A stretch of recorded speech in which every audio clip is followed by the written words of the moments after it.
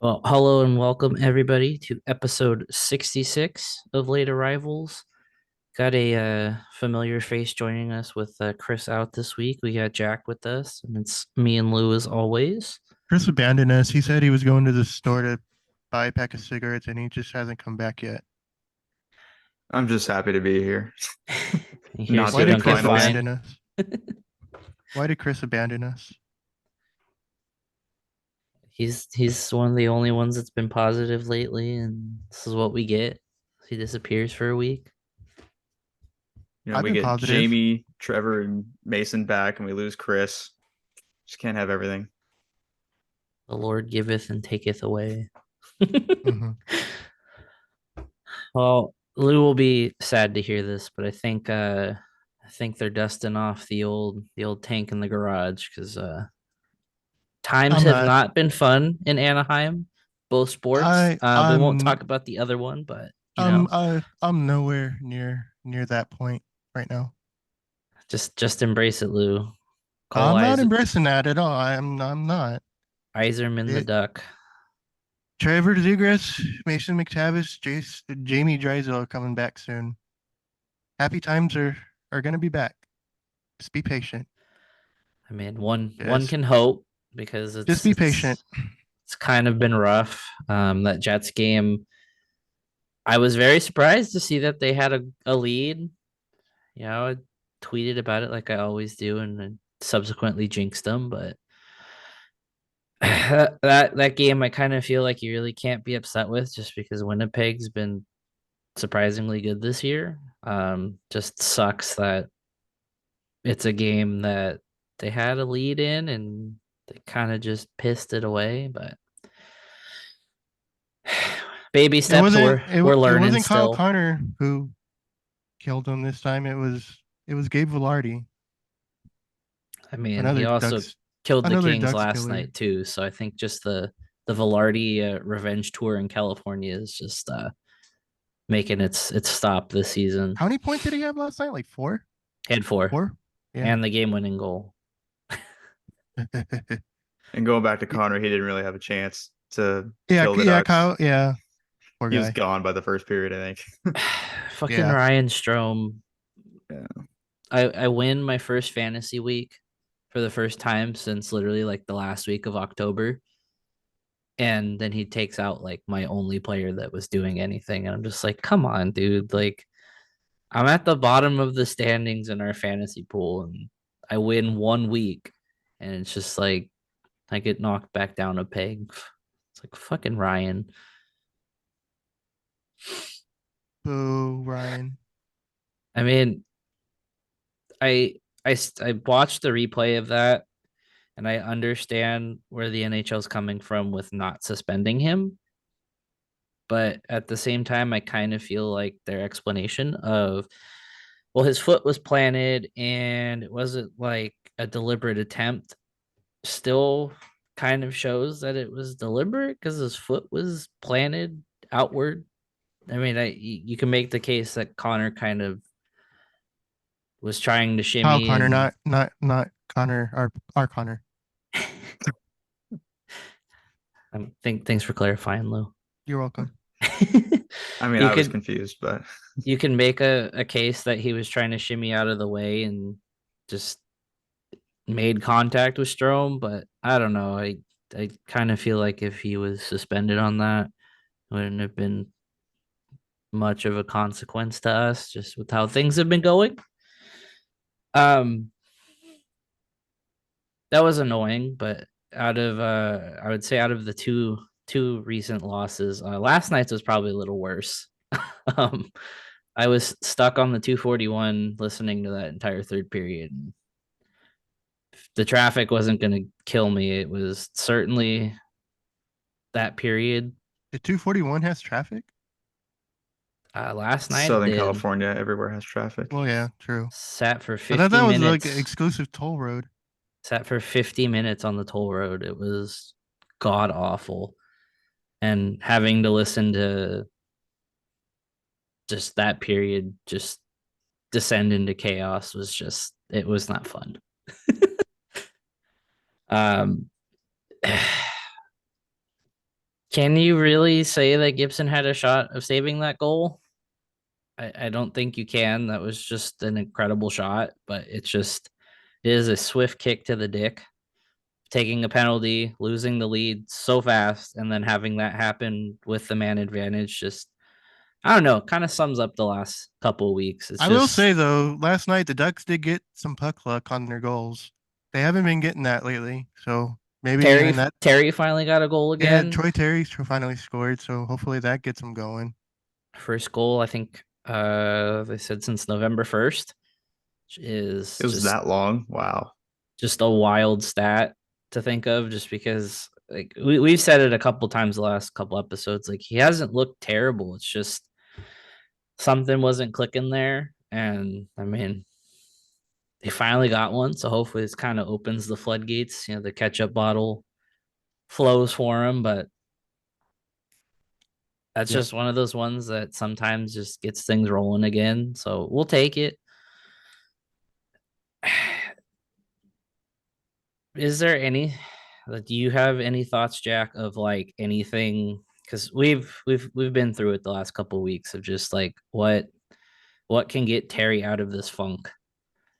Um, well, I mean, he is in a funk and scoring production wise, but he's still been doing pretty good in the defensive zone. I think he's Yep. been one of the better defensive forwards the Ducks have. Obviously missing Trevor Zegras for what 2/3 of the season hasn't Pretty really much. helped.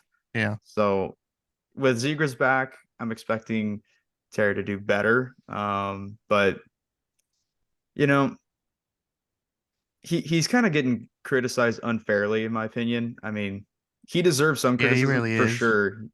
Like for sure, he needs to be scoring more because his new contract and just the track record he's You built up expect the him to last have two more years. points, but Yeah. But I mean, it's still December. I think he's got time to turn it around, and I think if he gets more games with Zegras, I think things will start looking better. But overall, he's still been a net positive on the team. So yeah.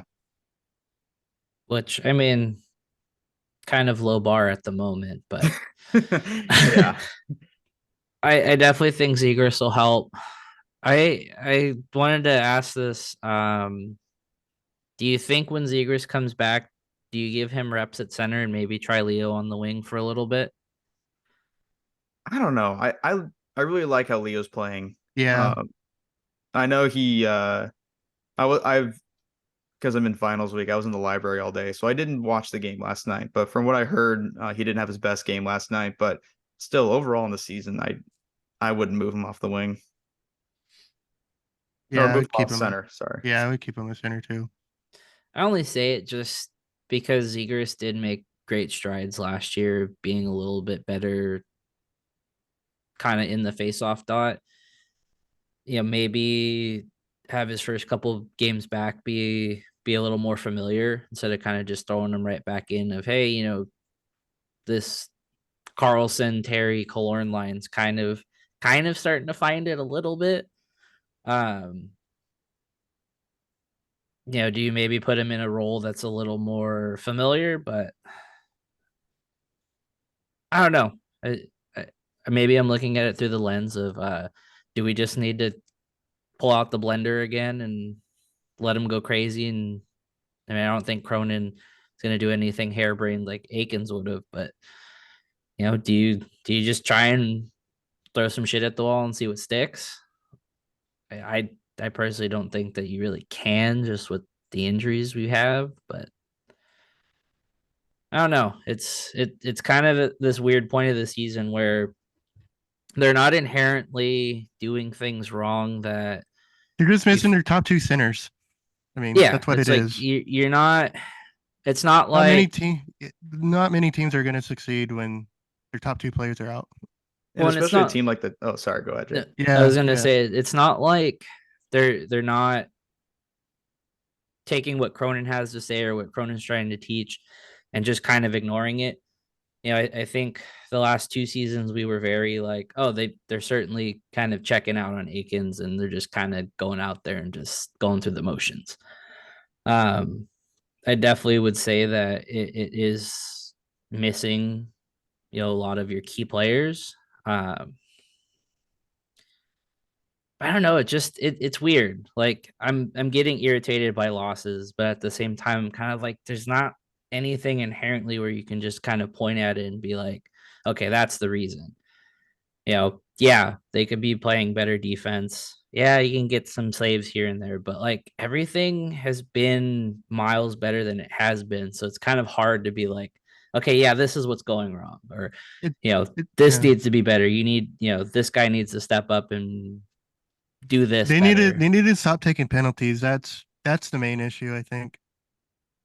And stop Yeah. taking them at the possible worst time too. Yeah. The thing I was just gonna add on to about the injuries, like obviously you missing your top two centers, that's gonna like severely impact any team, but especially a team like the Ducks where they're still coming out of a rebuild, and these injuries just show the lack of depth and scoring depth that this team has, and shows how much room they still have to go before they're contenders.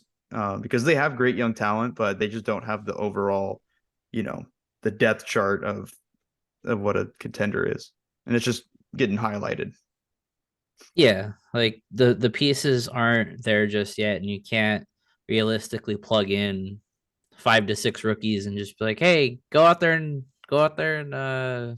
fight for it, because in a perfect world, yeah, you replace all of your your aging veteran guys that aren't producing, or your guys that are just kind of there just to ride out the rest of the contract. Like in a perfect world, those guys don't play, but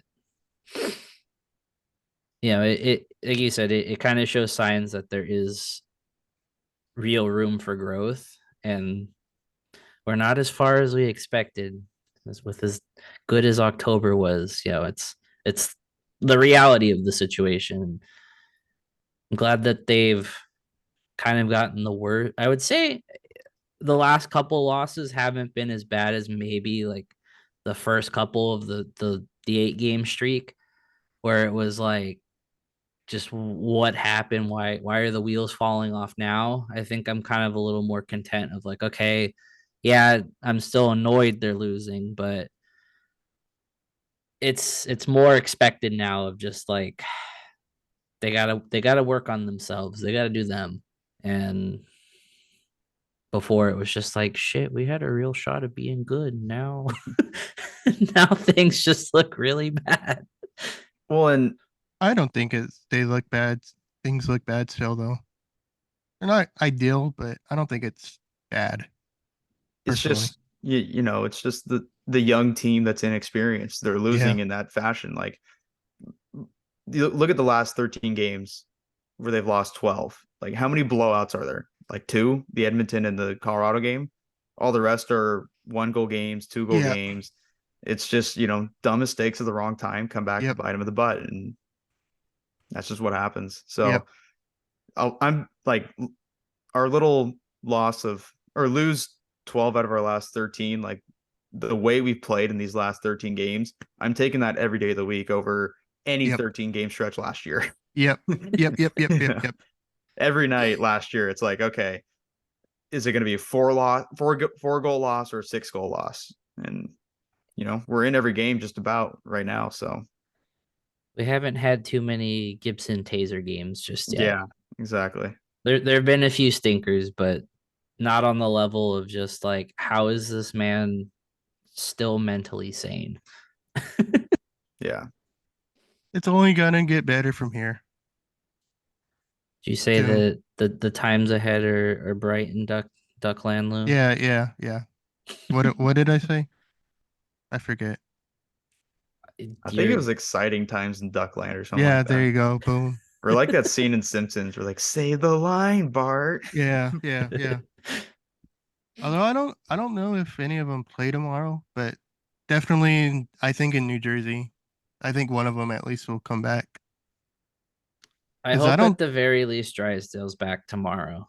yeah. He Because I seems don't, the farthest along of all of them.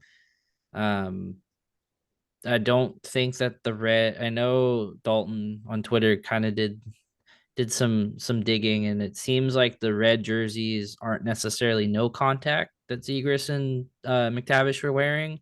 It was more kind of like extra forward jerseys, or so it seems. And Jamie was wearing the same color as the other defensemen. So to me, it seems like he's at least progressing far, You're further talking about the along. video from today when they were in New Jersey practicing? I didn't see the New Jersey one. Yeah, it was hard to see who was on the ice. But the ones from 2 days ago, so Tuesday, Yeah, I'm they were in basing the it off of red. that. Yeah. So, I mean, hopefully adding them by the New Jersey game, by Sunday's game, that's the most ideal scenario. But if we can get one back tomorrow, like I said, preferably at least in my eyes, getting Jamie back out there, that already is kind of a shot in the arm of kind of easing the waters a little bit. Yep. And with that, we'll get to your favorite part now, Lou. We get to talk about trading John Gibson again. It's not happening. I will eat this hat that I'm wearing right now. You can't see it, but I will eat this hat if John Gibson gets traded in season this season. I mean, how many times does an article come out each December and say, "Oh, Team X is interested in John Gibson," and where does it lead? Well, in seasons past, it has led nowhere, Lou. But I will Exactly. say this is completely a bias just because of how I feel about him. But coming from somebody that is not Frank Saravalli, I tend to hold at least a little more weight. And the fact that it was reported by two different sources that I mean not aren't necessarily close to the Devils specifically, but hearing that it's coming, the rumor is coming from somebody that has some know within the Devils organization. I tend to believe that a little bit more. Will it happen? It doesn't sound like anything imminent, of course. Because when I don't think so. Pagnota put out his article, it was kind of saying that there's some interest. It sounds like Tom Fitzgerald's kind of reaching out and seeing what it would take. Not like anything's progressed past the normal check-ins GMs do. But he also had a list of other targets, guys on expiring deals like Sam Carrick, Henry, Silverberg. Vetrano was in there, but Pagnota listed him as a guy that's like a high, like sell high kind of, you're gonna have to give us a king's ransom for him since he's on career pace, for the most goals he's ever scored. So like doesn't sound like anything's imminent, at least on the Gibson front, but I don't know. This one feels a little more real just because with how the Devils are struggling, Schmid's not playing great, Vanacek's not playing great, and it's really not anybody they can call up that's gonna provide them what they need. And I kind of feel like that magic of having Schmid come in last year kind of ran out. Yeah, this these rumors definitely feel way more real than rumors of past, but it's still the same like, oh, like so and so's checking in on John Gibson. Nothing's imminent. Nothing's ever been like that I remember at least. I don't remember there ever a report coming out come like there's talks and like this deal's close to getting done. So until I start to see more, reports coming out of like there's more traction to it other than just they're talking, like In the I'm kind summer, of I could see it, but yeah. not anytime soon in the season. The only way I could see it happening in the season is if a team like maybe the Devils or whoever just they're desperate and The you know, Hurricanes. yeah, Hurricanes, that's a good one too. Um, yeah, just a team that's desperate. That's the way I see it going down, and if it's the middle of the season, Would be a little awkward if it was the Hurricanes because they'd have both Anderson and Gibson. that'd I be mean, great. And then the only Jonas Hiller reason comes out of retirement. goalie coach for the Hurricanes for the last half of the year. He's their e-bug. But I mean, they're another team. Because Anderson actually might be out the rest of the Who? season. Carolina. What are you talking about? Carolina needing a goalie because Oh. Freddie Anderson is hurt. I know that's Oh. a huge shocker. You know, Ed Sheeran. Yeah, that guy. He does look like Ed Sheeran, doesn't he? Mm-hmm. It's Never, funny never noticed that. hearing Lou talk, but not being able to see him. He's an elusive one. I don't know. Just background. They call him Elusive Lou. Yeah. Just disappearing into the seals, man. Or Is is I that don't know. it I'll McCovey change. Cove behind you, by the way? I should change that to it, huh? I'm back on the Giants train again. It's a good Kinda. hat. Yeah. man? Anyways, go on. The Giants at least aren't sitting on their hands, but Yeah. Baseball's stupid. it's very stupid. Very dumb. We'll just leave it at that. Yeah. It's just very dumb. And that was talking baseball with Lap. Yeah. Well, we can move on with our What's on Tap segment brought to you guys by Noble Ale Works. Before we get into that, the flag is up at the brewery. I got the pictures, or I got a picture yesterday. So Lap is up at the brewery. I was gonna drink a beer on stream tonight, but I got a little too high before we recorded, so Oh yeah. I don't wanna be hurting second half of the episode here. Did So you? we'll Did be you get beer from responsible. Noble? I did. I kind? got a milk stout. It's called Yoga Pants. It is pumpkin spice and ginger milk stout. Interesting. The bartender when I went on Friday, she suggested it because they were out of the cinnamon toast crunch one I wanted to take home. But you know, not back home until let's see, not back home until Thursday of next week. But Noble, free parking, 5-minute walk from the Honda Center. I was surprised, I kind of knew the general area of Noble, but it is very accessible. Yeah, I wish I could get to more games this season because I 100% would go. Beer was incredible. And they getting our name out there, and we like our little partnerships we have with these companies because they're always great to us. So looking ahead, we have the Rangers tomorrow. If you're listening to this on Friday, it is today. Then the Devils and Red Wings Sunday, Monday, back to back. How we feeling matchup wise? I'm not thinking tomorrow is going to go too hot, but I think they have a decent shot against New Jersey and Detroit Monday.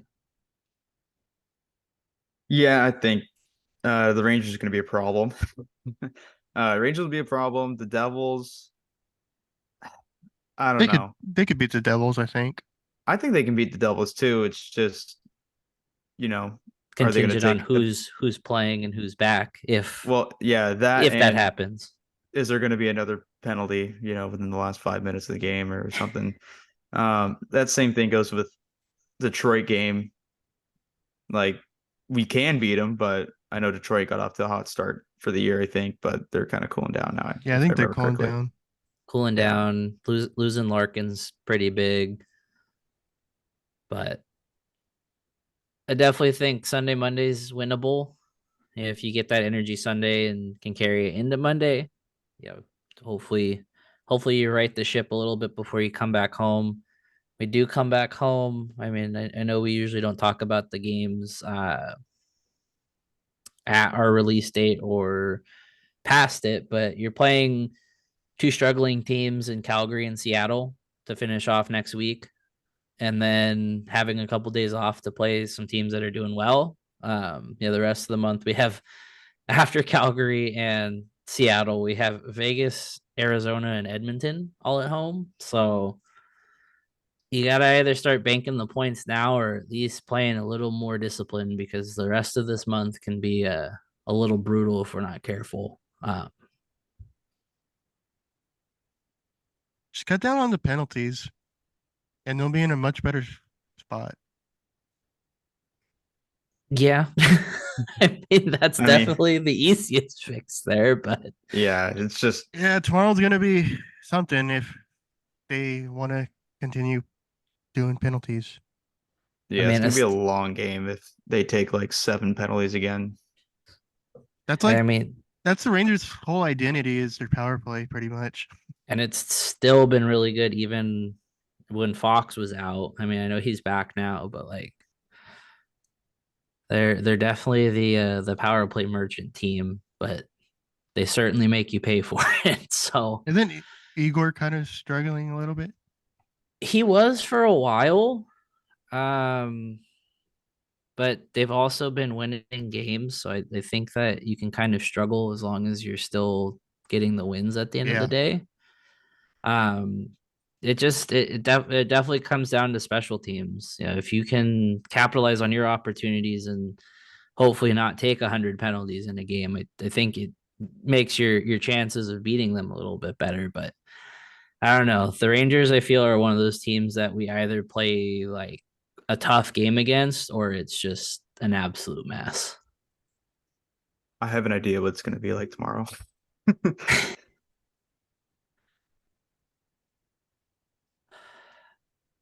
It's I don't know. I want to be positive, but I sitting know. here just like I know. you just always I don't know. I just feel like I always expect the worst. Trevor Zegras comes back Oh. tomorrow and scores a game-winning goal. Ducks win 3-2. Hometown hero. Yep. Could happen. Bingo. We love a positive Are lead we here. doing score predictions? We can, or- yeah. Oh boy. I'll say 3-2 Ducks. Trevor Zegras comes back and scores a game-winning goal. 3-2. Against the Rangers, I'll go 5-1 loss. I'm gonna say a 4-2 loss. How do we feel about New Jersey Sunday?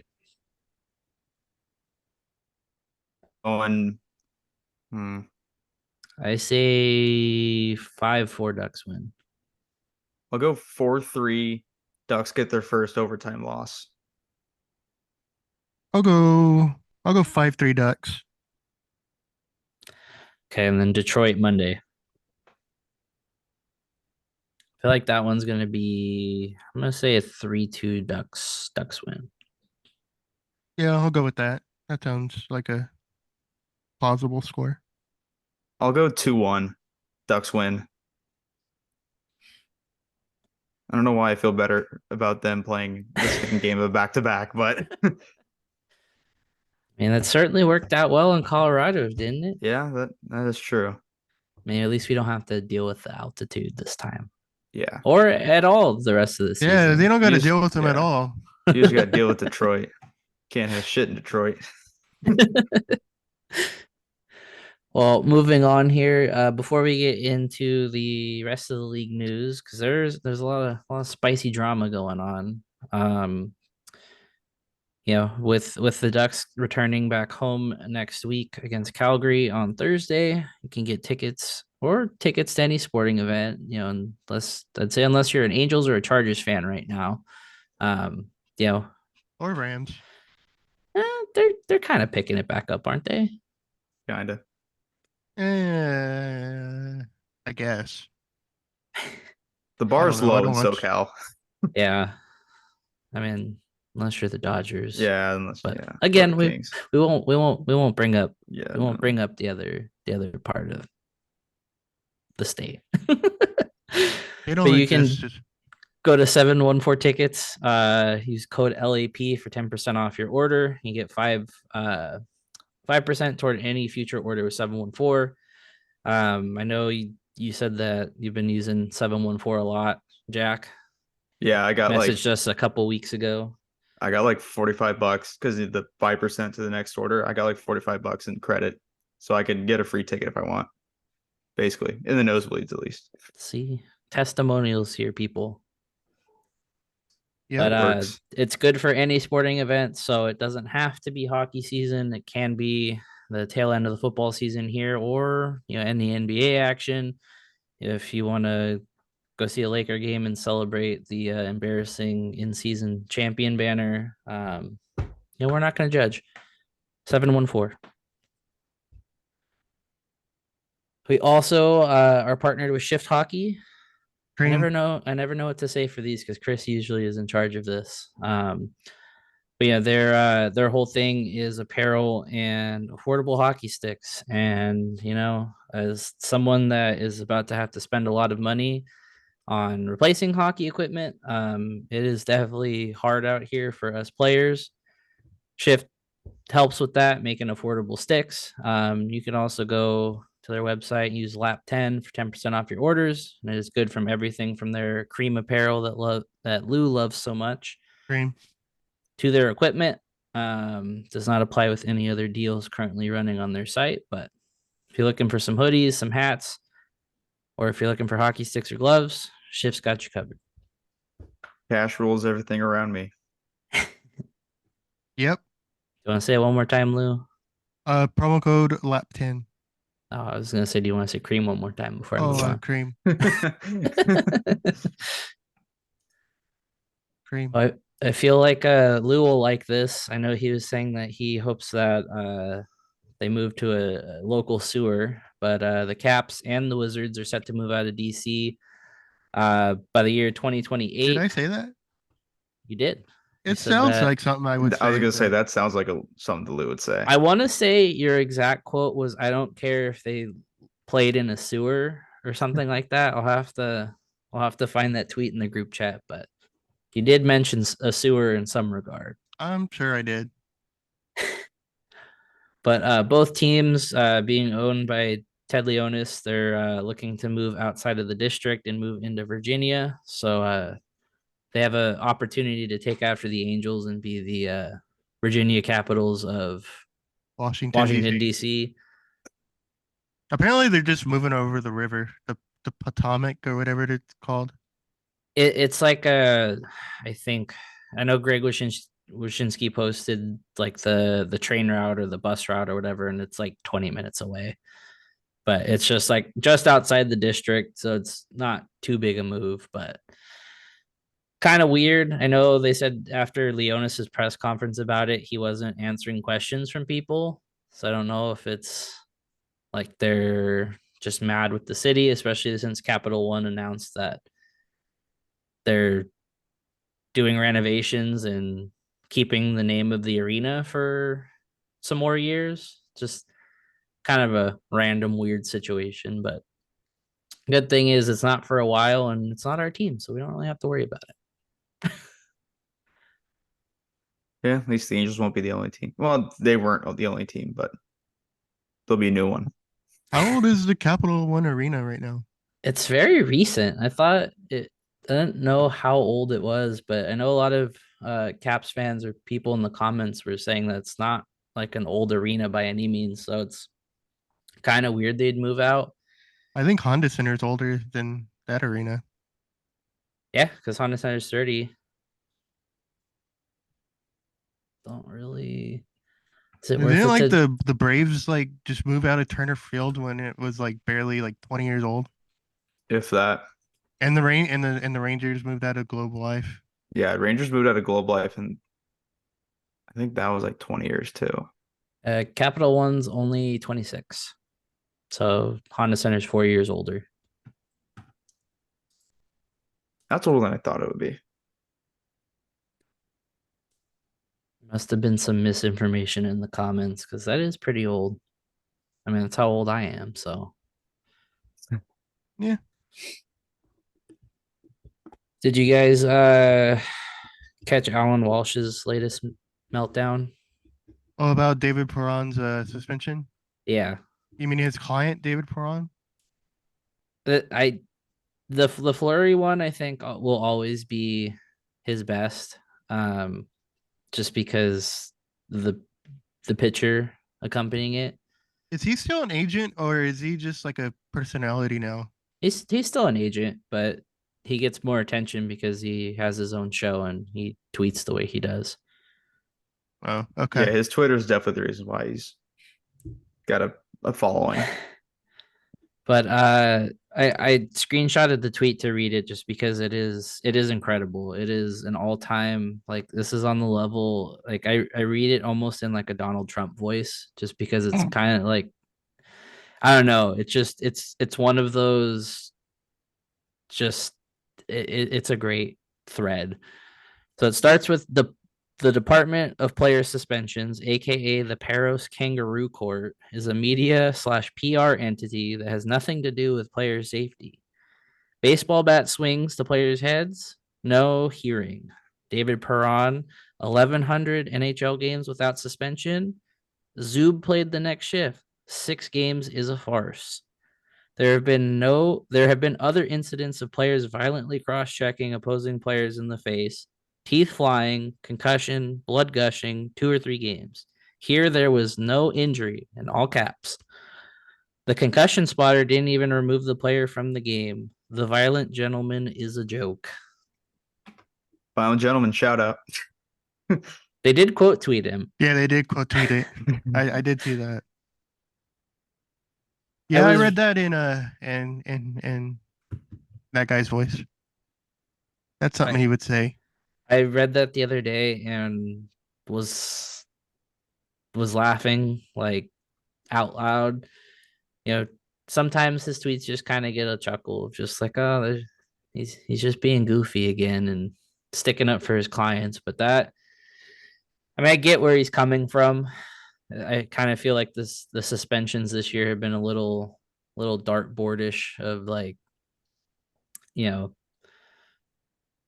Truba not getting any certainly was a choice. Yeah, some of the Gabranson sticking up for himself and getting a couple games like kind of weird. I can't really feel bad for David Perron though. It's weird. A lot of people bring up that he kind of has a little edge to his game that kind of goes unnoticed. What did And he even do? I didn't see. so when Larkin got injured, he went after Zub, who was one of the guys I think involved with it or just in the immediate area, and he cross-checked him in the neck, Oh, which I mean, he can't do. It's not like that's a that no-no. that doesn't warrant a suspension, but it's like bringing up, oh, well, he's played this many games and not been suspended. It's like that really has nothing to do with it. He still broke the rules. Like if you can suspend Andrew Cogliano for the hit on Kempe to ruin the Iron Man streak, you can suspend anybody who doesn't have history. Like that precedent has kind of been set that it doesn't matter if you're a veteran player that's played all these games and had a squeaky clean resume. Like it can happen, and I guess you can call that consistency from player safety, but he does bring up valid points of there have been more egregious stuff that hasn't warranted games. I think it's just you can't be cross-checking people in the neck. Like, Yeah, and you're never going to be satisfied with like the overall ruling of the player safety because you mentioned it's like a dartboard this year. Like it's a dartboard every year. It's like they're consistently inconsistent. which is kind of funny because it's like if you can consistently be very bad at what you do, like seems very paradoxical. Yeah. I don't know, like I feel like it's always brought up when guys get injured like that. Like there's a little bit of that conversation with Connor going out after Strome, Needham. Do you think the league benefits from having some sort of rule that suspends a player for as long as they're out with that injury if it is like a really egregious penalty, or do you think it's kind of a gray area of you can't really suspend a guy that long unless it's like really, really trying to think of the best way to say this. Like if it was something that resulted in such a major injury and you knew it was on purpose, like I don't know. I hate when that topic is brought up because it's like you can't like if a guy's out for 3 months, you can't suspend him for 3 months. But you're never gonna appease the team or the fan base that is affected by it. If Strome's suspended even a game or two, I think we still would have had Jets fans like that wasn't enough because it put Kyle Connor out 6 to 8 weeks.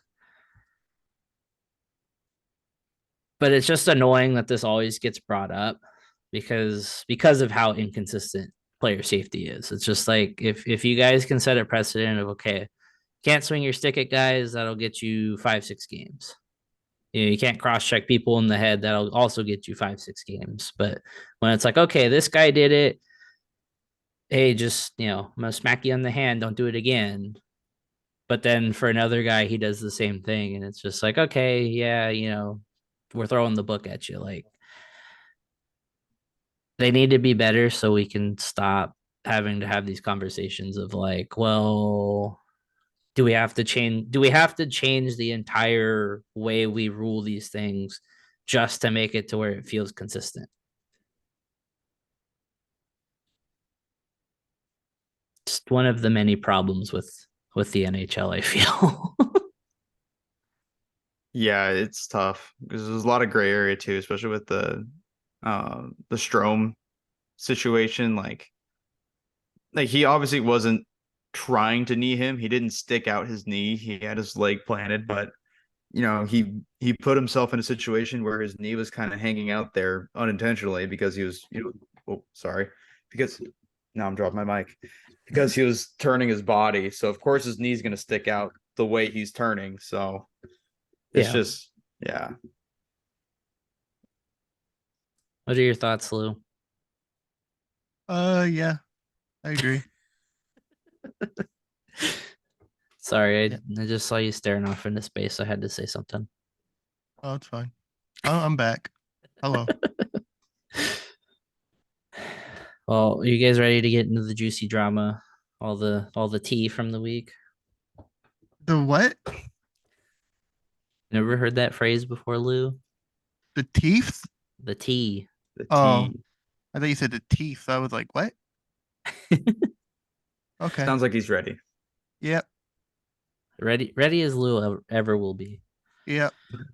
So the Blues finally fire Craig Berube after what seemed like months of them kind of teetering towards that way, being as kind of meh as they've been all season. It was a Still matter weird of time. firing. It is weird because I don't feel like he's a terrible coach. It's kind of one of those years where they were going to be bad. But the main drama comes mainly from tonight. Jordan Kyrou went in the media and someone asked about Berube being fired, and I didn't get the full quote, but his comments were, "I have no comment. He's not my coach anymore." And it did not sit right with Blues fans, and they booed him every time he touched the puck during warmups. Why? I don't know if it's just people but hurt that Berube got fired. I certainly think that, I mean, it's a shitty comment to make about a guy that you won a cup with, but um at the same time, like putting the player on the spot, like he wasn't rude about it. Just, that's how he feels. Hey, that's how he feels. But it is ironic that this happens on an episode Chris can't be here because we know that he has a weird hatred for the Blues. So we'll have to come back to this next week and ask his thoughts just so he can get his licks in and pray more on the Blues downfall. But I kind of feel like they're a story that's been lost this season, like with how bad they've been. You lose O'Reilly last year, because they weren't really in a spot to compete. And they're just kind of there this year. I know they had Kevin Hayes and he's been decent for him, but I kind of feel like the Blues are back to this point of just being a forgotten team again. And it's weird because they got all the attention, especially after the cup run and stuff, and they were kind of one of the leaders in the West for a good chunk of years there. Now it's just kind of slowly falling back into obscurity a little bit. 500 even right now. I just looked it up. They're 14-1. So like, they're not horrible, but But but it also does make firing your coach a little bit weirder just because you're sitting Yeah, at what does that 500. accomplish? Yeah, What does that I don't. accomplish? I think if they were down with us in the bottom three, like that'd make a lot more sense. But I mean, did you expect the Blues to be that good this year? No. Not really, but I mean, I expected them to be better, but I didn't expect them to be, World beaters, yeah. yeah. So I don't know. and maybe this is one of those things that comes out is just he lost the room. I mean, that happens. There's certainly have been guys replaced at weirder times. Um, Yeah. but I don't know the timing of not being like, I mean, being out of a spot but still being 500 just still a little weird. I was gonna bring up, I was gonna flip it into a positive light. I had in the notes here that we do have some teams that have benefited from changes. The Wild are looking a little bit better under John Hines, and I mean the Oilers kind of came back to life, which is sad, for us because we still have to play them a couple times. We kind of Um, expected that though to happen with the Oilers. Yeah, there's no way they're going to be that bad for that long, Yeah. especially with that roster. There was just like a situation where anything that could go wrong was going wrong for them. So Seems like they're okay again. maybe they just needed to score 8 goals against the Ducks to get them back on track. I think that's what did it, honestly. That was their ketchup bottle. But the only reason I say that I was originally gonna spin it that way with that leading in was we got some news today that there was an internal situation that was already handled with the Wild, but apparently there was I don't remember if Michael Russo had reported it as like a workplace misconduct or what, but it sounded like an argument between Wild GM Bill Guerin and a team employee about something. There's a lot of speculation that their assistant GM leaving maybe was part of it, whether it was just like a difference of opinions or what have you. But that kind of came out of left field today and was a little odd. Maybe it's just because it's a team like Minnesota that doesn't get the coverage of like a bigger market, but it was weird that it just kind of got put out there by Russo, and not saying that it was weird because Russo put it out, but it's like someone as respected as Michael Russo puts that out just kind of out of the blue, and it's like, oh well, no one really knew about this. Like, why do I report it now? Immediately when I read it though, I wouldn't say I got the full Bob Murray vibes from it, but I was just like, ooh, we're having another one of these happen.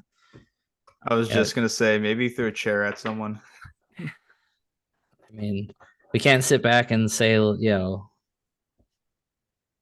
that's completely out of the realm of possibility, because if one GM has done it, I'm not gonna accuse anybody else of doing it, but we know that a lot of these GMs kind of have some fire sometimes, and hey, if good old Bob can do it, then I think anybody's capable. Yeah. I mean, they have high stress jobs. So I'm sure there's a lot of emotions and anxiety, and emotions get the best of them sometimes. Not that it's okay, but Yeah, that's just what it is.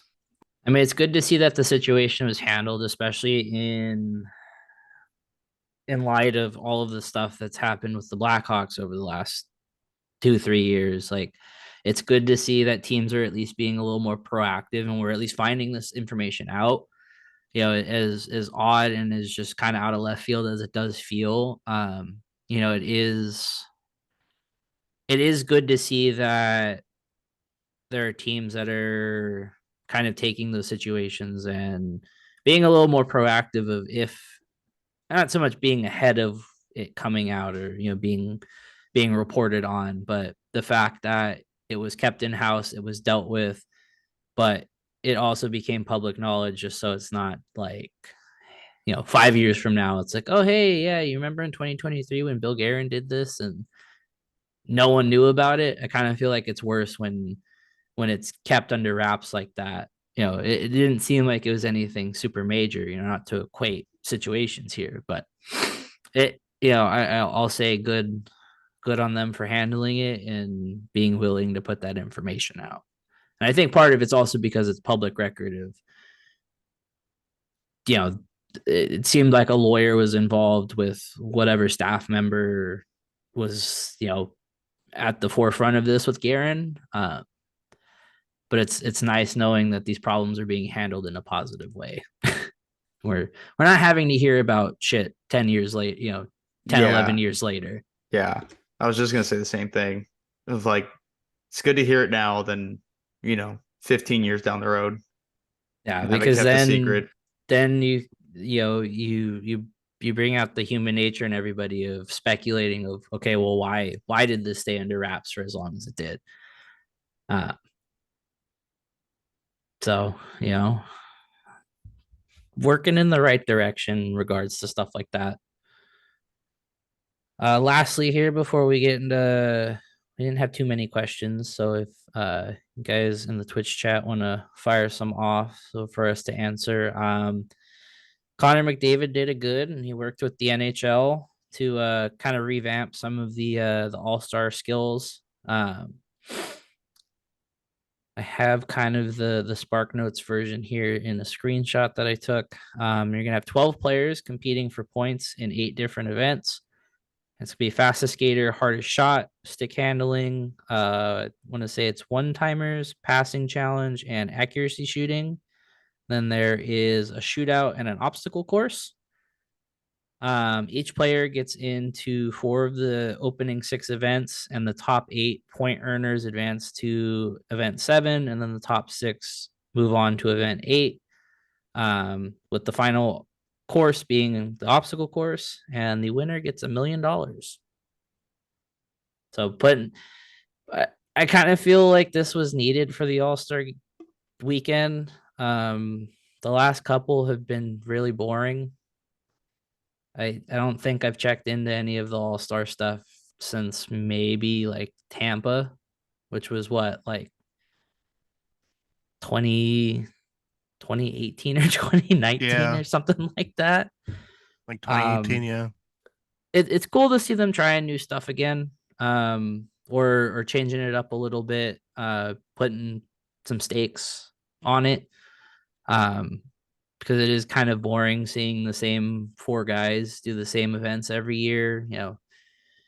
Can only see Connor McDavid win fastest skater so many times. I don't think he even did it last year, did he? He didn't, because everyone knows he's gonna win.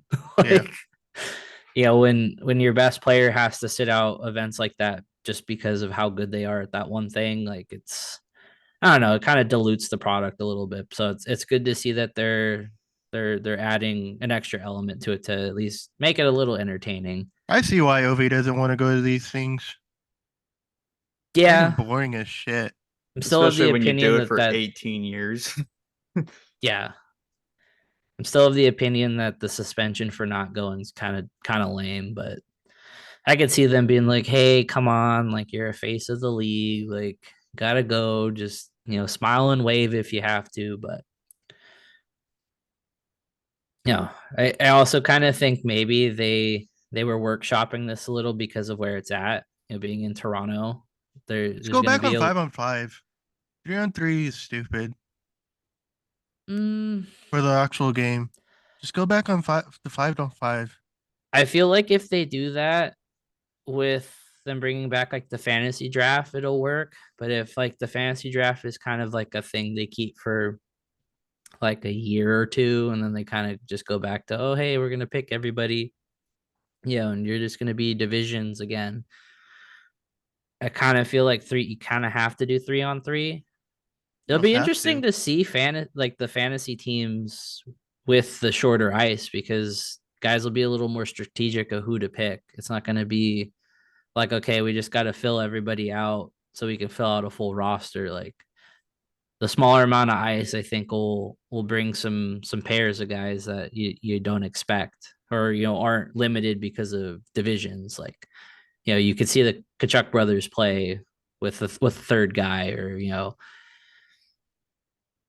not that he's going to go to the All-Star game, but you throw hypotheticals of like Marner playing with Domi, the London Night connection or whatever, like stuff like that. You open yourself to more possibilities, which is cool. But I don't know. Seeing it in practice will be the real test of, or the real showing of if this is something that should stick or not.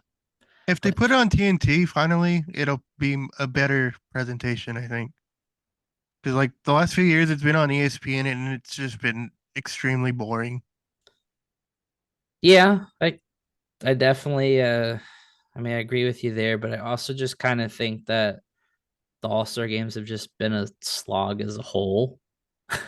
Like again, like I feel like I haven't really been invested or wanting to watch one since the Tampa one. And that feels like forever ago because it was forever ago. Just go back to West and East versus East, and the winner gets home ice for the Cup final. I loved when baseball did that. You Like had me till the end. I loved when the Giant when baseball did that for the All Star game. Even though But the at least it American made League won like every year. Yeah. yeah, but still, I think those games should have like a bigger stake than just a money prize. Yeah. Just I mean a valid criticism. They should make it like the reverse Stanley Cup. The losers have to get the winners' names etched, like tattooed on them.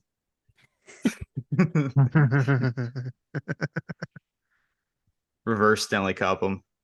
Yeah, So just when we were talking about the Oilers being back, they lost to the Lightning 7 to and Steven 4. Stamkos got 4 goals. Yeah. Good for His first Stammer. time ever doing that.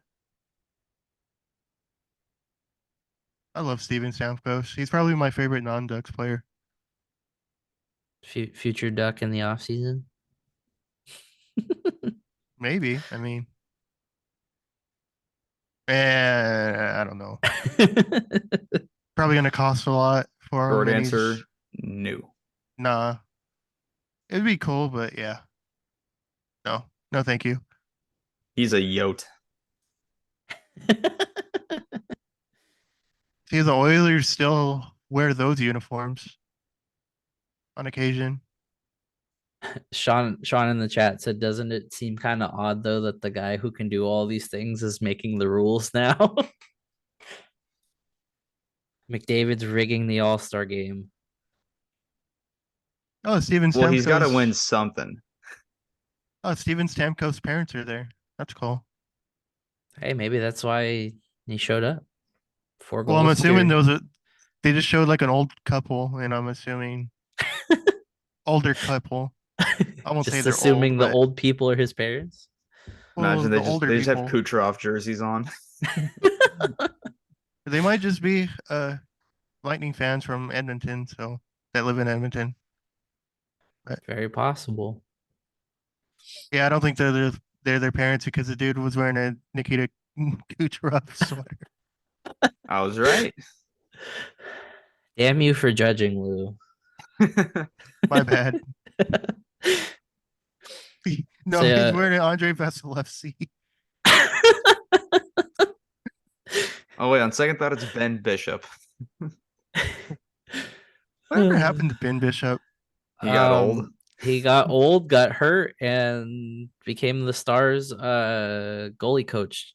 They're one of the advisors to the goalies or something because he just couldn't play anymore. Well, at least he got a job after hockey, so good for him. I'll Get Yeah. uh, that I'll, bag. I'll never Yeah. forget the I used to go to Rain games with my friend Max all the time because he was a season ticket holder.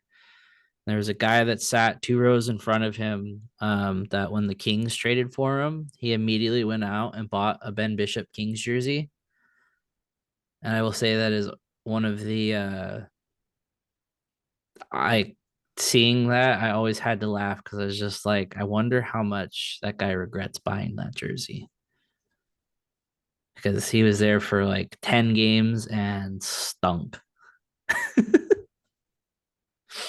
I mean, So Sean, my brother's an Anthony Rendon jersey, so I mean, it's the same thing. yeah, but see, it's a little different because we all kind of expected Rendon to not be terrible, but let's be real, we're two Angel fans and an Angel supporter here, so we just knew that the universe Hard time. isn't gonna give us nice things. Lou's just an Angels fan, so he doesn't have to cheer for the Dodgers in SoCal. No, I like the Angels because they're like 20 minutes away from me. I like going to their games, but I don't think I'm gonna be going to any games anytime soon. Yeah. Giving Um, Artie Moreno money doesn't sound too appealing to me. No, not at all. Yeah. well, Sean's comment definitely gives me a idea for the title. Should we call it McRigged? And it's just a picture of McRib, but it's McDavid's face on it. Is McDonald's still selling those? The McRib? I Or don't know. did I haven't eaten McDonald's in Yeah, years. I can't remember the last time I had McDonald's. I don't know why anyone would ever buy a McRib, honestly. I know people like it. My grandma loves McRibs. My grandma, that's all she used to talk about. And we're like, what do you see in this? And she's like, it's so terrible, it's good. We're like, that's not a good thing. Something about the baby boomers and their McRibs. I don't know. Sometimes when I'm sick though, I kind of crave McNuggets. It's kind of weird. Nope, can't say that I've ever craved McNuggets. Yeah, I kind of feel like if you're eating McNuggets, it's kind of like a guilt thing. Since I graduated high school, the only time I've ever had McDonald's was when it was 3 a.m. and there was literally nothing else open. And I was like, well, I Yeah, I guess think I'll get that's guess I'll yeah, get because I used to work McDonald's. nights. Yeah, I used to work nights and like that was literally the only thing that was open, so that's what I had. McDonald's fries are always good though, I feel like. That's like the one constant they have or is their fries. Yeah, the fries are pretty good. Yeah. My go-to for night shifts was always Dell. What? But I feel like Dell smacks just whenever. Oh, Del Yeah. Taco. Also, shout out Sean with the McMillan in there, Logan McMillan. At least I'm assuming that's what he's talking about. Man, I can't remember the last time I had Del Taco either. Been a while. Yeah, it's been a while for me too. I feel like a lot of your fast food escapades, Lou, tend to be like 1 to 2 places. Yeah, it's In-N-Out, Chick-fil-A, Which I mean pretty aren't much. bad choices, but gotta open your horizons back up, buddy. Well, TBD. You know you love eating bread. I haven't. Canes is gross to me now. I haven't had Canes in forever. Had a In box combo an hour before we started recording.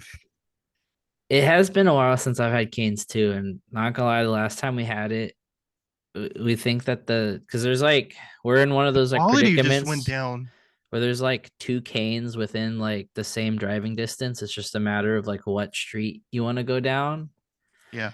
And I feel like we haven't. So there's one off a harbor that we haven't been to, but the other one we usually go to is like maybe like a mile closer.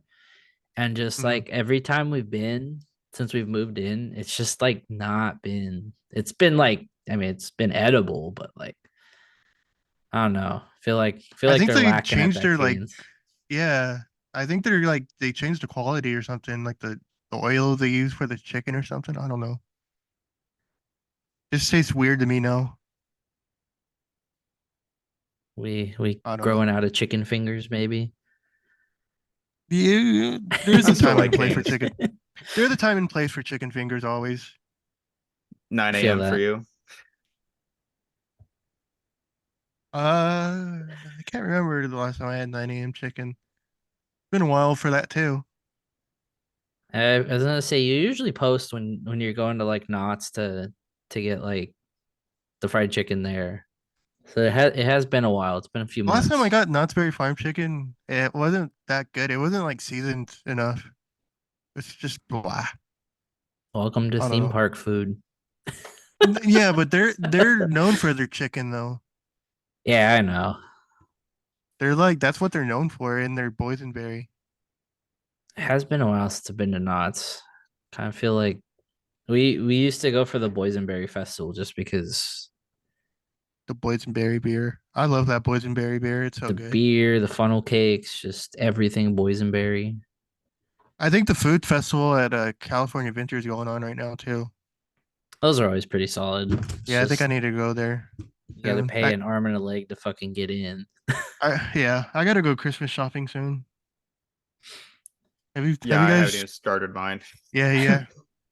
I just started like a few days ago. No, that's a lie. I have one present. Yeah, I got one. I only have to shop for my parents, so I mean it's easy, but it's hard at the same time because I never know what to get them. Yeah.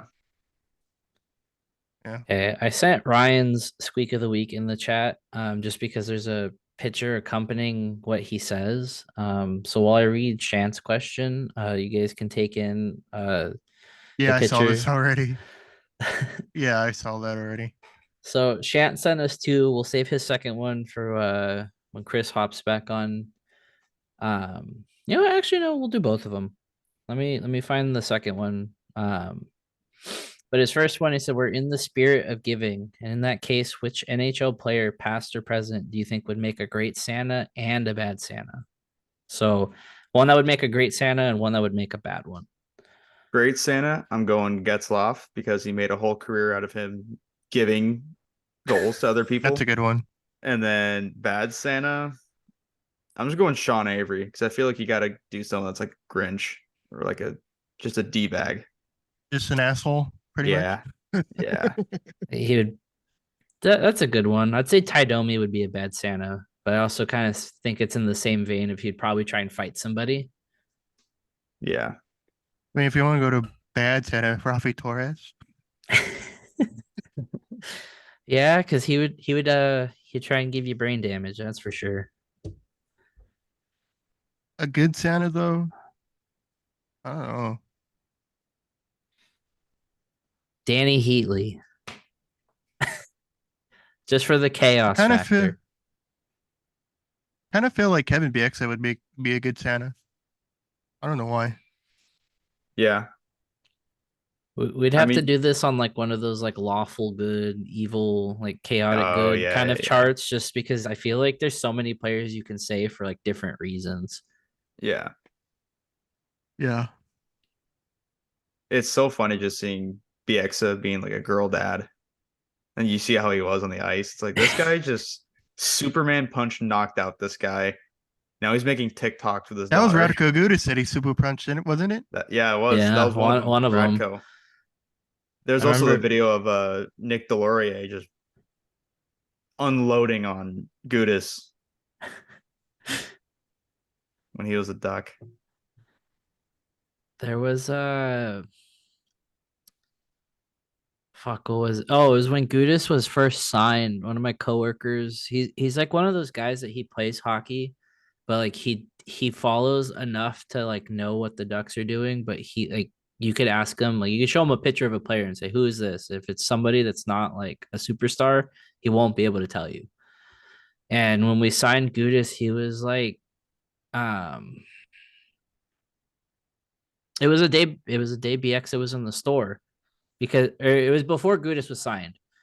I'm getting my stories mixed up because I also had to remind him of Gudis, who Gudis was when we signed him. But the main story was Bieksa came in to his son's skates, and my coworker, who's a Sharks fan, went to help him on the wall with the skates, and he told him like, "Hey, you ruined part of my childhood in 2011," and he was laughing about it.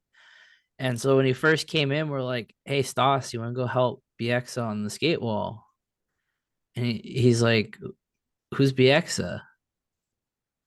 And we're like, "Dude, he played for the Ducks for like 5 years. Like, how do you not know him?" And I showed him the video of the Superman punch. He's like, "Oh, it's that guy." Like, yeah, he's kind of known around here, man. Yeah, when we signed Gudis, he was like, "Wait, isn't that the guy who got hit by like somebody one time?" Like, yeah, he got one punched by BX. I was like, "Remember he came in the store and he's like, oh yeah, that fucking guy." All right, so I found Shant's other one. He's talking about NFL stadiums here, and he always sends us the buy sell trade ones. So he has SoFi. Why did he put four? He put four, but He there's only said buy, sell, oh, trade, and rent. that's what Wh- I'm missing. So he has SoFi, he has Lambeau, AT&T Stadium, and MetLife MetLife. Stadium. This is up to you two because I don't follow football enough to really know the history and the. I mean, I know about Green Bay, but that's about. Yeah, I don't know too much about other stadiums. I've been to SoFi, not as a fan, but as a security guard worker. Horrible. And I've been to Arizona's, so I can't really attest to the others. SoFi, like SoFi is cool because it's just massive. Like it's insanely big. It's a Um, lot of walking, a lot of yeah, walking. yeah, and the concessions aren't good. Yeah. So with that, I'll go true. No, I'll go rent. I'll sell MetLife because I don't know anything about it. I'll trade AT&T because I feel like I can get good value out of it, and then I'll buy Lambo. Yeah, that's pretty much what I was gonna say.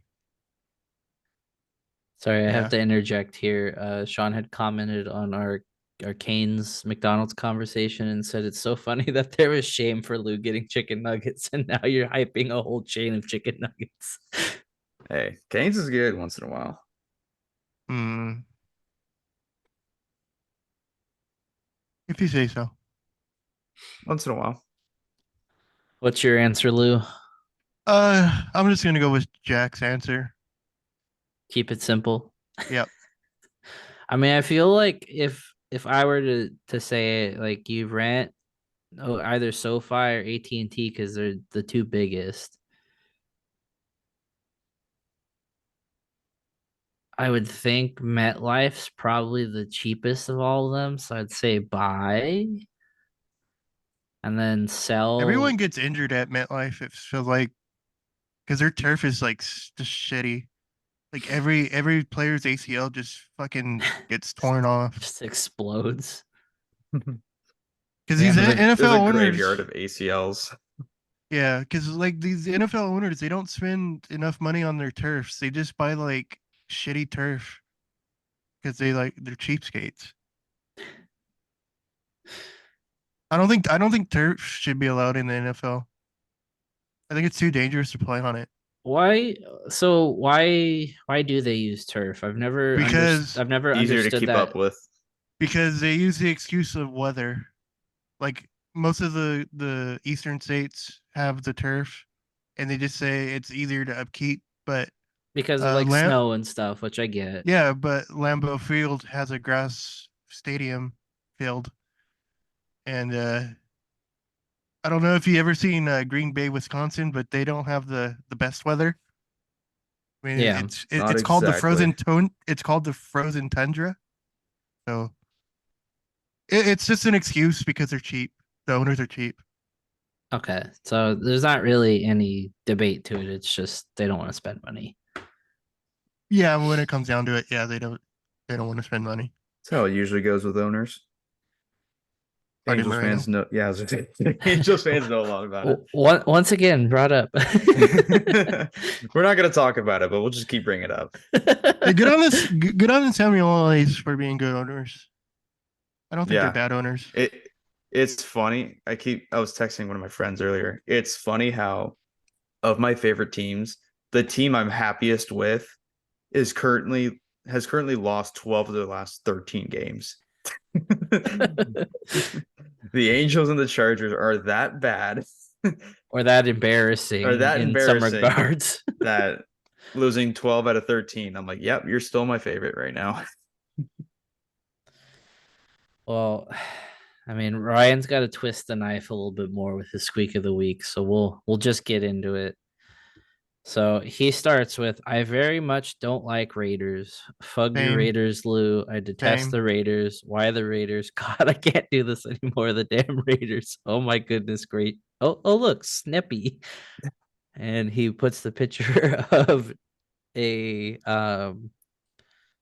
like off-brand Snoopy toy that says definitely not Snoopy, and it's Charlie Brown's face on Snoopy's body, and it says Snippy. And there's But a then the quote. actual question No, there's a is, quote on the Snippy that says, "I am a different." It I just am says, a different. I am a different." Good gruff. and I didn't notice the bottom that says Snippy is Cheppy Brown's pet bagel. Big Brown. 100% original character. We should But retweet this on the pod account. and then the actual question, because of course, we have to be brought back down to earth, is what was the most devastating sports moment for y'all? Oh fuck, where to begin? I'm trying to think of, I don't know about a specific moment. The tuck roll. I mean, that still bothers me to this day. The 2002 World Series Game 7. Sorry about it. No, you're not. But I mean, I was 2, so I don't even remember it. oh yeah, true. Um, Plus, you got 3 more like 10 years later. the 2016 NBA Finals where LeBron freaking whined his way to a championship. That's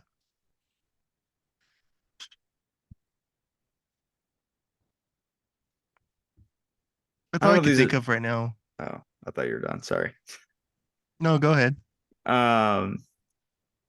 Ducks wise, I'll go game 7 of the conference finals in 2015. I was convinced if the Ducks got past Chicago, they're winning the cup no matter what. And plus we matched up well with Tampa Bay that year. That's the one that always sticks out to me for the Ducks. For the Angels, when I got the Jeff Passan notification that Garrett Cole signed with the Yankees, that was a dark time. That was a pretty bad day. Yeah, that was brutal. I guess that would be the one that I hated the most. Well, I mean, obviously Tyler Skaggs passing. That was pretty rough. just a surreal moment. Like I remember I just happened to hop on Twitter right as it got posted. So it was like brand new. Like Well, because everyone thought it was fake at first too. And yeah, then because to like actually get the confirmation was like really sobering. because I remember I opened it and I was like, and I scrolled past it and I was like, wait a minute. I scrolled back, I was like, what did that say? Yeah. Yeah. So those are the 2 for the Angels. What about Artur Moreno saying he was gonna sell Oh the Angels yeah, and yeah, then yeah. Artie Moreno changing his mind. Yeah, that I was down bad that night. yeah, I'm not like a full-time Angels fan, but even I felt pretty shitty after that happened. Yeah. Ducks wise, 2015 definitely still feels like more of a gut punch than 17 did, even though 17 was pretty rough too. We just got Pekka renade. But I'd also say over the summer, the not getting first overall was kind of a kick to the dick like right away. But then, trying to stay positive, we're just like, okay, cool. Like we're still gonna get a good player, and it's a little easier to deal with now. But getting down to those last 2 cards, I remember I was supposed to be sharpening someone's skates, and I was just watching the lottery instead. And I was very sad having to finish that pair of skates. I was watching it from my dugout. Practice had just ended. I'm not really like I don't know. I don't feel like as invested as I did as a kid into baseball. So I can't really say that like any of the Angels, the myriad of stuff that's happened to them has really like affected my life for, for worse. I mean, one that I know was kind of annoying was like the hype that like Trevor Bauer might come to the Angels. And then when he went to the Dodgers, everyone was kind of upset. But I mean, that kind of worked itself out. And I mean, that Yeah. was a bullet dodged. But I remember that was kind of one of those ones that was like, because he signed after Cole, right? Yeah, Like Cole was 2019. Bauer was the Bauer was offseason going. 20, It was I yeah, thought. yeah, going into the 2021. So it was like kind of I guess I would lump those two together because Cole happened and then we got Rendon that year, right? Yeah, we got Rendon like 2 or 3 days after Cole signed. So it was like the up and down of like fuck, no Garrett Cole. But hey, we got Rendon, and then Yeah, that's kind of gone where we went. And then everyone the next year was like, oh, Trevor Bauer, and again, a bullet dodged. Yep. Yep. yep. Yep. Yep. Again, for a pod of we're not gonna talk about the Angels. We've talked a lot about the Angels. So But we're we've not going to acknowledge the last thing that Sean just put in the chat. I guess from the Angels correct. standpoint, we aren't discussing the past few days. Well, and I know we don't want to talk about it, but I'll just say I've known for I don't know how long now that Shohei was not going to resign. So I was fully not expecting him to sign. I was full like I mentally let go of him already by like June this year, basically. So I'm gonna I miss mean, it. Go ahead. I mean, it sucks that he signed with the Dodgers, not because I hate the Dodgers. I don't, but I just don't like their fans, and their fans are annoying. So that's why I don't They're like him being on the Dodgers. insufferable. Yeah. They've become more insufferable now. Yep. I'm gonna miss Epe more than Shohei though. Yeah. I don't feel like that is the sentiment with a lot of Angel He fans right he now. gave he gave more of a heartfelt goodbye message than Shohei did. I mean, he Whatever. also isn't $700 million richer. Whatever. Yeah. The Giants signed Wonder John what his Lee contract yesterday is. or the day before. So I'm excited about that. Mm-hmm. Well, Let's thanks, get Sean. We didn't want to bring it up, but here we are, I guess. hopefully the Giants sign Yoshinobu Yamamoto. Is that how you say his name? Isn't it Yoshinobu or something like that? I'm not I even think going to attempt. I think so. I I don't think know. it's Yoshinobu Yamamoto. Yamamoto. Yeah, let's just hope the Giants sign him and he doesn't go to the Dodgers. I want the Dodgers or Giants to be good. I know I've told you already, Lou, but like Yeah, when both the Dodgers and the Giants are really good, it's so much fun to watch. I think it's better than the Red Sox Yankees rivalry. Honestly, like when the Mm, Giants, I don't know. it definitely competes. I'm biased, but I think it's a better Yeah. rivalry It when both teams are good. especially when Mad Bum and Yasiel Puig were in their prime. Yeah, Cody Bellinger might be a Giant. That'll be weird. I I I feel bad for whoever's going to sign him because he's not going to put up the production No, that his price tag is going to come along with. and I think the Giants are going to sign Matt Chapman too. I think He's Matt good. Chap. I mean, the bat's inconsistent, but that glove is. Yeah, yeah. This is a hockey podcast, by the way. I just want to add that. No, known baseball podcast, later rivals. Yeah. It's because you added. It's because you added me. Oh, Blame Chris. Blame Chris. Yeah, you want to talk about this all comes full circle with Chris you want to isn't talk about here. the sweaters real quick? Oh yeah, shit, yeah. Oh yeah. So before we get out of here, Jersey concept was dropped. Thank you, Lou, for reminding me. Again, shout out my teammate Berto for doing that for me. You the homie, thank you. Ow, fuck, I just hit my elbow. Um, we still, I mean, we have a decent list of people already. But to get the order going, we would need 10.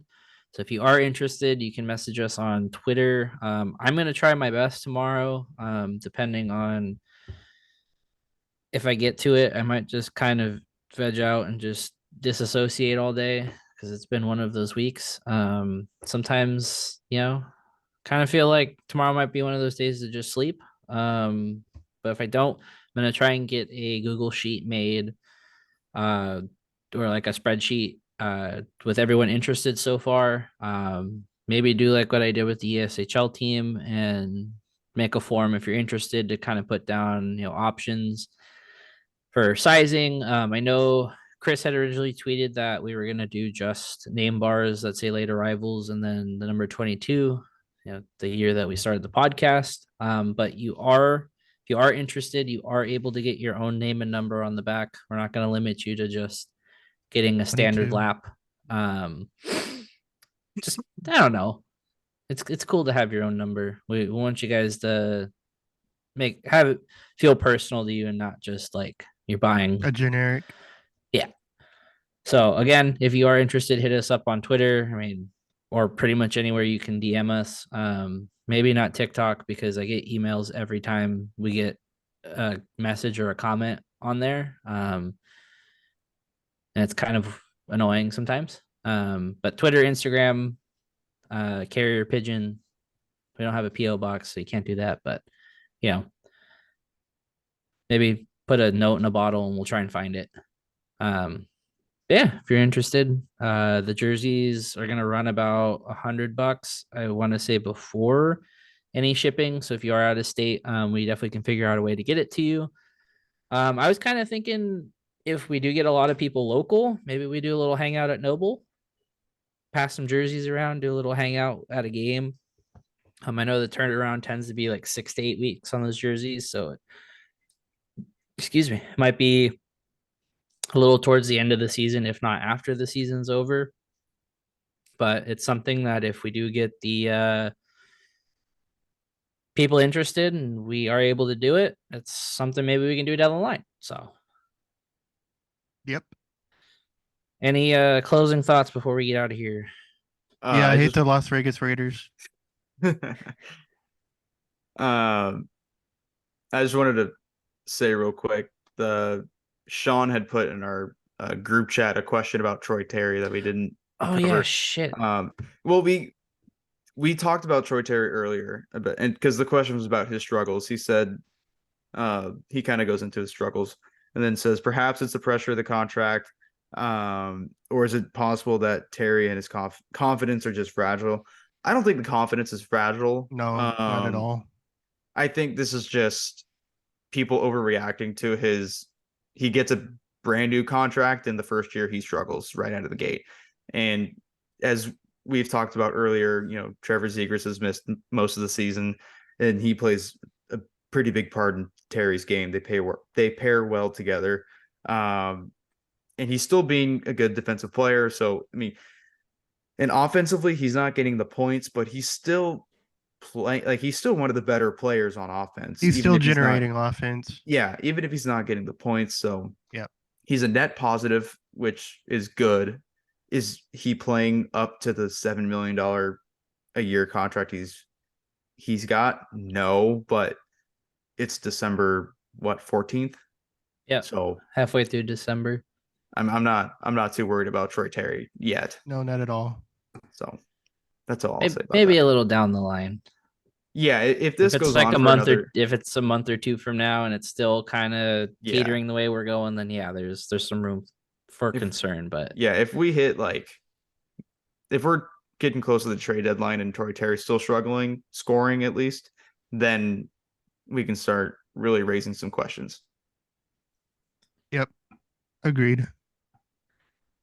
I'm glad you remembered that. I totally forgot that Sean sent that. My bad. Looking out for you, Sean. All right. Well, with that, we will leave you with this one. Follow us everywhere at Late Arrivals Pod. Yeah, be sure to hit up our partners, whether it's Noble or 714 Tickets. If you're hankering to go to a game, if the Ducks have not totally turned you off this week, they are back home next Thursday against the Flames. We'll probably record either Wednesday or Friday next week, depending on when everyone's free. All 3 injured Ducks should be back by next homestand, so Saying that go say hi to Jamie. Should. Yeah, should. Hopefully we have some wins to talk about next episode. But until then, we shall let you go until next time. Bye. Adios.